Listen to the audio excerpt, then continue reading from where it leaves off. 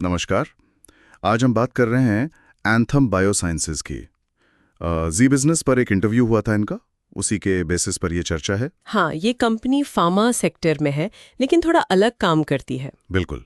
ये बड़ी दवा कंपनियों के लिए रिसर्च से लेकर मैन्युफैक्चरिंग, मतलब पूरा CRDM जिसे कहते हैं, वो करती है।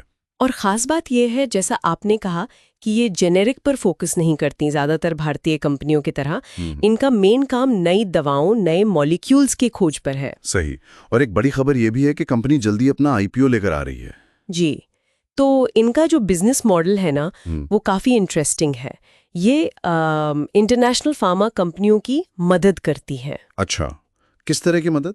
खासकर उन छोटी कंपनियों की जिनके पास शायद अपनी बड़ी बड़ी लैब्स ना हो, तो एंथम उन्हें नए मॉलिक्यूल्स खोजने में मदद करती है। मतलब पूरी सर्विस, रिसर्च से लेकर प्रोडक्शन तक। हाँ, बिल्कुल। रिसर्च, फिर डेवलपमेंट और फिर आखिर में मैन्युफैक्चरिंग भी। और क्वालिटी पर इनका जोर बहुत ज़्यादा रहता है, ऐसा इंटरव्यू में बताया गया। और ये कोई नई कंपनी तो है नहीं, मतलब काफी पुरानी है। हाँ, 19 साल हो गए। और मज़े की बात यह है कि वो कह रहे थे कि पहले साल से ही प्रॉफिटेबल रही है कंपनी। अरे वाह, ये तो काफी इम्प्रेसिव है। लीडरशिप का भी जिक्र था शायद। जी हाँ, अजय भारद्वाज हैं चेयरमैन और MD।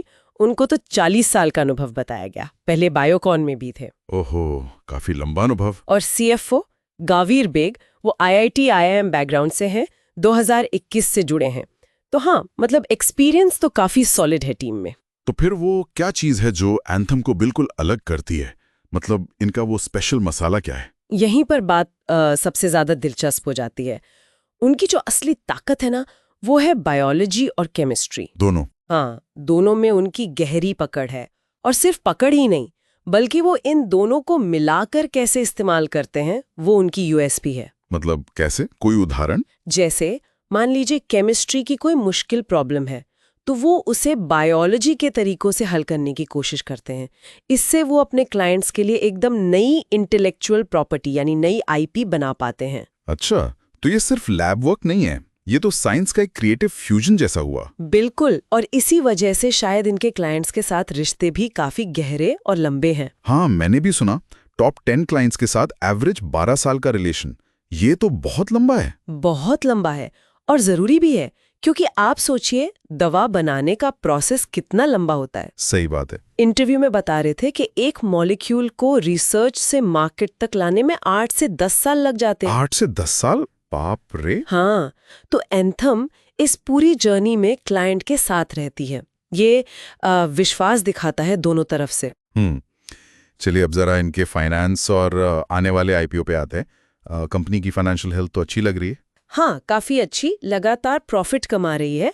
और उनके पास कैश भी अच्छा खासा है, करीब 625 करोड़ का नेट कैश।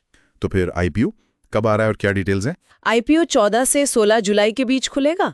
प्राइस बैंड है 540 से 570 रुपए। और इशू साइज? करीब 3,400 करोड़ का। लेकिन यहाँ एक जरूरी बात है, ये पूरा का पूरा ऑफर फॉर सेल है, OFS।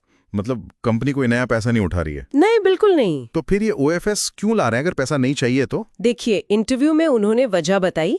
एक तो उनके पास एक्सपेंशन के लिए अंदरूनी कैश फ्लो काफी है, तो उन्हें फिलहाल नए पैसों की जरूरत महसूस नहीं हो रही। अच्छा। ये OFS बेसिकली जो मौजूदा निवेशक हैं, जैसे ट्रू नॉर्थ, उन्हें एक मौका दे रहा है अपनी हिस्सेदारी थोड़ी कम करने का, मतलब पार्शियल एग्जिट का। और प्रमोटर्स? हाँ, प्रमोटर्स को भी सेबी के नियमों के हिसाब से अपनी होल्डिंग एडजस्ट करनी होती है लिस्टिंग के बाद, तो उसमें भी ये मदद करेगा। पर उन्होंने ये साफ किया कि चेयरमैन अजय भारद्वाज अपने शेयर नहीं बेच रहे।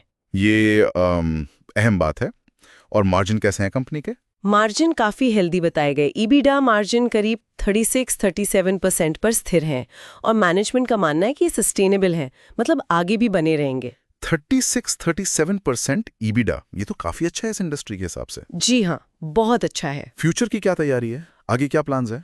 वो लोग काफी नई और कॉम्प्लेक्स टेक्नोलॉजी में इन्वेस्ट कर रहे हैं, जैसे एंटीबॉडी ड्रग कॉन्जुगेट्स या ADCs। अच्छा, ये तो आजकल बहुत चर्चा में है। टारगेटेड थेरेपी वाले? हाँ, बिल्कुल, दवा को सीधे कैंसर सेल्स तक पहुंचाने वाले। इसके अलावा पेप्टाइड्स, RNA जैसी चीजों पर भी काम कर रहे हैं। तो मतलब फ्यूचर टेक्नोलॉजी पर फोकस है? एकदम।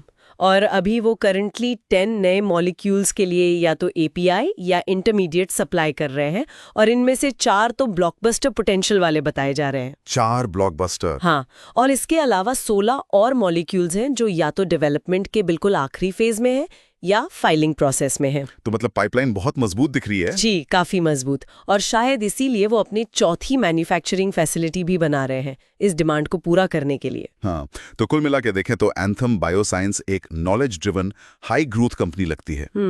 एक खास नीश एरिया में काम कर रही है। बिल्कुल। फाइनेंस भी मजबूत है और भविष्य की संभावनाएं भी काफी अच्छी दिख रही हैं। तो आखिर में ये सोचने वाली बात है कि कैसे ये बायोलॉजी और केमिस्ट्री का संगम दवा खोज के भविष्य को बदल रहा है। हाँ, और ये भी कि इस फील्ड में सफल होने के लिए कितना गहरा धैर्य चाहिए होता है। विशेषज्ञता तो चाहिए ही, पर वो लंबी सोच, वो 8-10 साल का कमिटमेंट सही का। जैसा एंथम की अपनी 19 साल की कहानी और ये लंबे डेवलपमेंट साइकिल्स दिखाते हैं, ये वाकई एक अलग तरह का खेल है।